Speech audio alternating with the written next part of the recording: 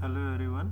Previous lecture में हमने देखा था line, polyline, circle, arc, rectangle और सेंटर। ओके, आज हम देखेंगे हैचिंग लाइन। हैच के कौन से टाइप्स है, उसके बाद में हम देखेंगे modify command. Okay guys, suppose ये सब टूल बार अगर पढ़ाने के ख़त्म हो गए तो उसके बाद मैं ड्राइंग के प्रैक्टिसेस लूँगा। एक एक ड्राइंग आपको शो करूँगा और उस ड्राइंग को प्रोफेशनली कैसे ड्रॉ करते हैं वो मैं बताऊँगा। तो उसको आपको प्रैक्टिस करना है। जब भी आप इंडस्ट्री में इंटरव्यू देने के लिए जाओगे तब वो आपको बहुत हेल्पफुल होगा गाइस। ओके, सो स्टार्ट करते हैं। हैच क्यों यूज़ करते हैं, हैच का इस्तेमाल क्यों होता है। अगर आपने ड्राइंग ठीक से पढ़ा होगा, इंजीनियरिंग ड्राइंग, तो आपको समझ में आएगा। मशीन कंपोनेंट जो होता है, मशीन कंपोनेंट को जो कट किया हुआ सेक्शन है वो हैचिंग लाइन से ड्रॉ करते हैं। अभी इसके बहुत सारे यूजेस है। मैकेनिकल इंडस्ट्री में तो ये कट सेक्शन के लिए यूज़ होता है, और जो आर्किटेक्चर होते हैं, आर्किटेक्चर इसका इस्तेमाल वेरियस रिप्रेजेंटेशन के लिए करते हैं। जैसे कि स्लैब होता है, स्लैब का अगर कट सेक्शन दिखाना हो तो वो कट सेक्शन वो दिखाते हैं सीमेंट से। तो सीमेंट के लिए यहाँ पे मटेरियल भी दिया हुआ होता है, वो भी मैं आपको दिखाऊंगा गाइस। ओके, सो स्टार्ट करते हैं हैचिंग। हैच के लिए फर्स्ट ऑफ ऑल आपके पास कंपोनेंट होना ज़रूरी है, क्योंकि कंपोनेंट मतलब ड्राइंग होना ज़रूरी है। सपोज मैं एक रेक्टेंगुलर सेक्शन ड्रॉ करता हूँ। सपोज ये सेक्शन कटा हुआ है गाइस, तो इस सेक्शन में मेरे को हैचिंग लाइन प्रोवाइड करने की है, तो मैं इसका इस्तेमाल करूँगा। ओके, हैच के लिए एच एंटर भी कर सकते हैं, और डायरेक्टली यहाँ से भी आप कमांड ले सकते हो। ओके, मैं फिर से समझा रहा हूँ आपको। हैच के लिए एच एंटर भी कर सकते हो, नहीं तो डायरेक्टली यहाँ से भी आप कमांड ले सकते हो। बेटर वे आप कमांड ही इस्तेमाल करो, एच एंटर, क्योंकि आज हम एटोकेड 2017 का वर्जन आप देख रहे हो। अगर फ्यूचर में आप 2020-21 का अगर वर्जन इस्तेमाल करोगे तो ये सिंबल शायद यहाँ पे नहीं रहेगा।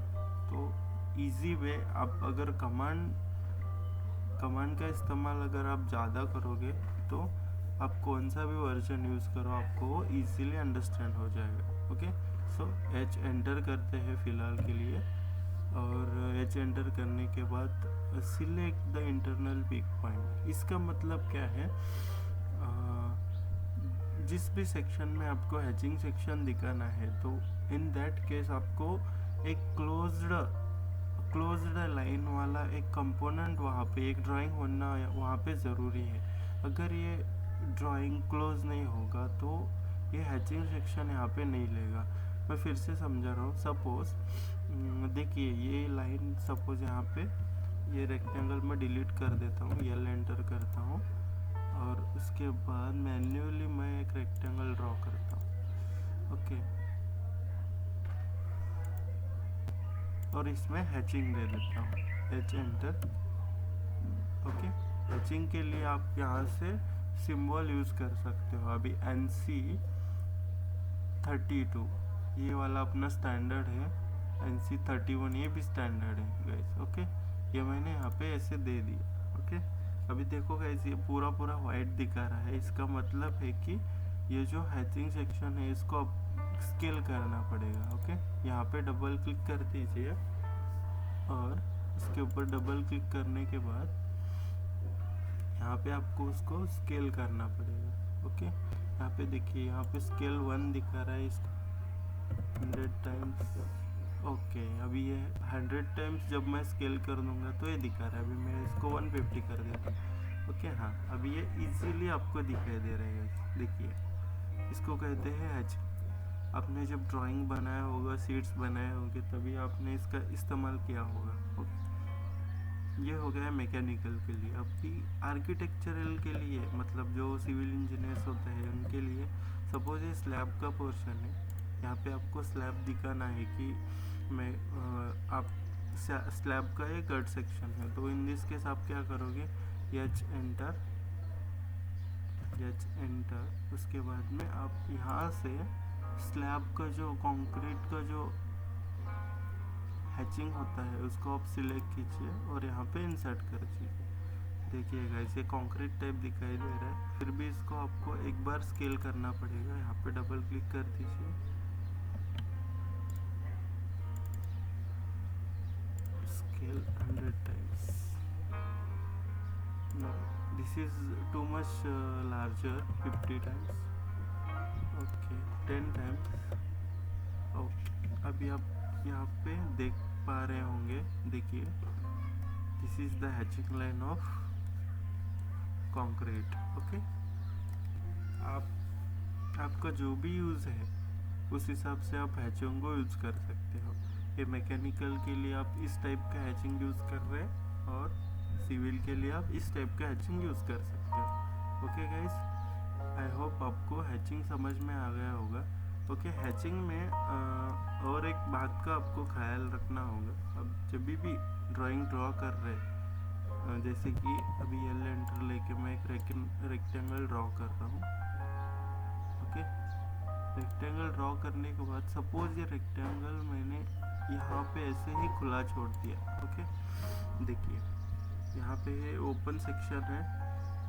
ओके, जब आप जूम आउट करेंगे तो यहाँ पे ओपन सेक्शन आपको दिखाई नहीं देगा। इन दिस केस जब आप हैचिंग ले रहे हो,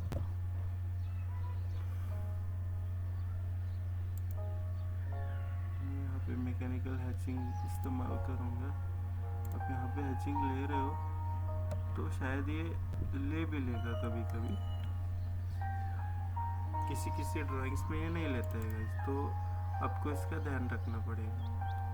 यहाँ पे कितना 50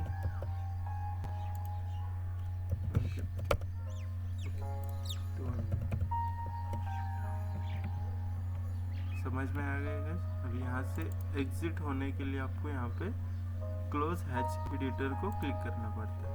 ओके, अंडरस्टूड।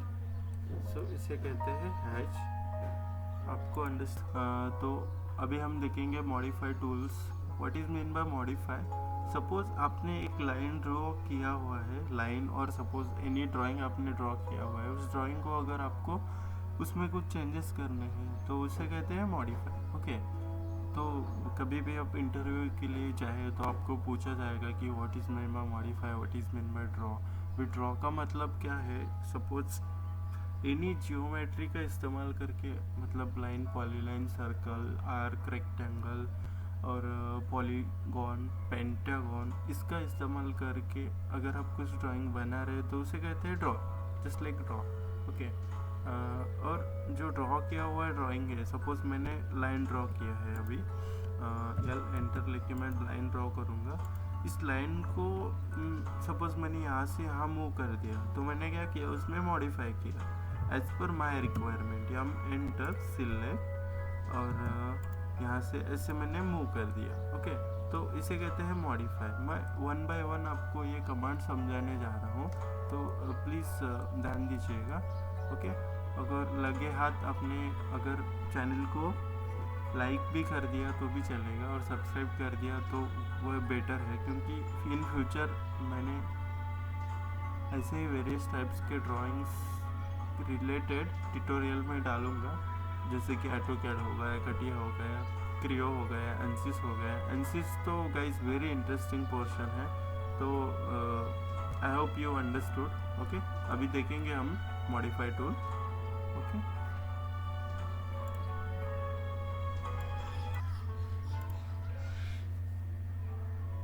मॉडिफाई टूल में हम देखेंगे यम एंटर।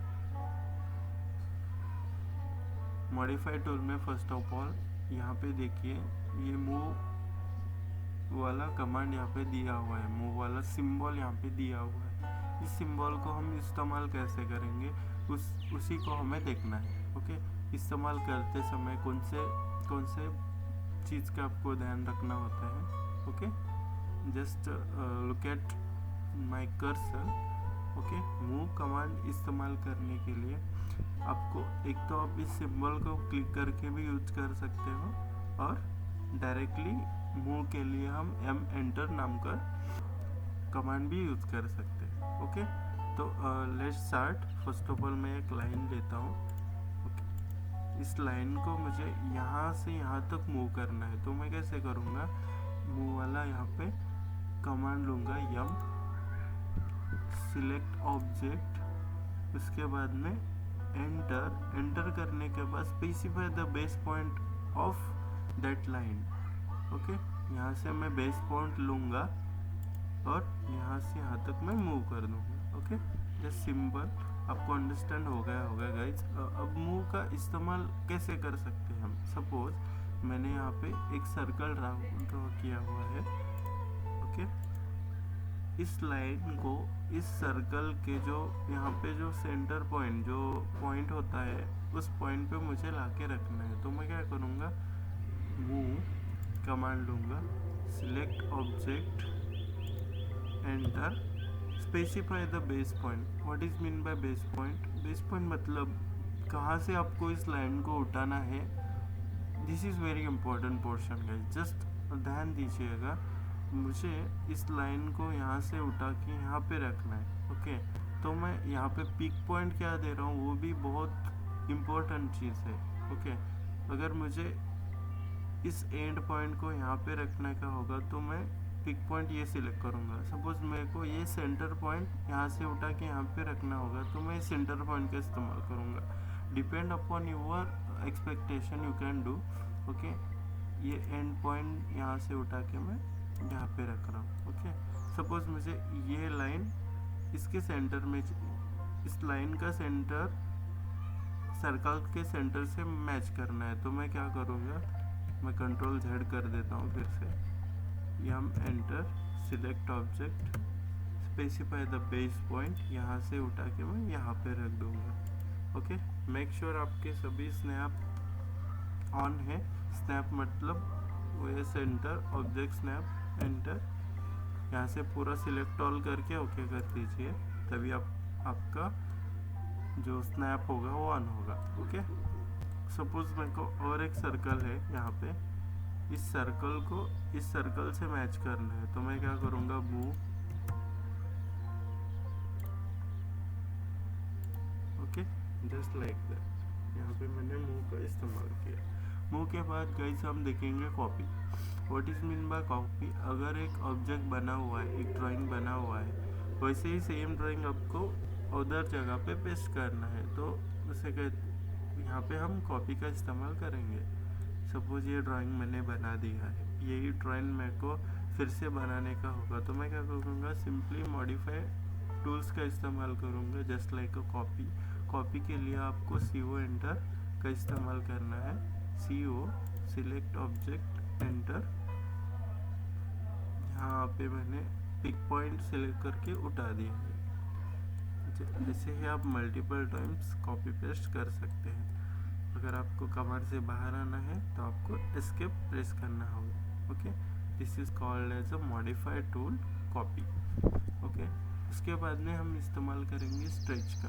ओके, अभी स्ट्रेच का इस्तेमाल हम कैसे करते हैं। सपोज यहाँ पे एक रेक्टेंगल बना हुआ है, इस रेक्टेंगल को हमें स्ट्रेच करना है, मतलब और बढ़ाना है, तो इन दिस केस आपको स्ट्रेच का इस्तेमाल करना होगा। Select stretch symbol, select object, enter करने के बाद specify base point. Base point हमें बाहर सिलेक्ट करके ऐसे यहाँ पे ऐसे हम इसको स्ट्रेच कर सकते हैं guys. As you want you can do stretch. Okay, अभी स्ट्रेच का इस्तेमाल सिर्फ लेंथ बढ़ाने के लिए नहीं है, उसको हम कम भी कर सकते हैं। ओके, स्ट्रेच का इस्तेमाल करते हैं। Okay, stretch, select object, enter, देखिए इसको हम कम भी कर सकते हैं। इसके बाद है रोटेट। अभी what is mean by rotate. अभी सपोज मैंने यहाँ पे ऐसे T सेक्शन बना हुआ है, T सेक्शन के लिए मैं इस्तेमाल करूँगा रेक्टेंगल।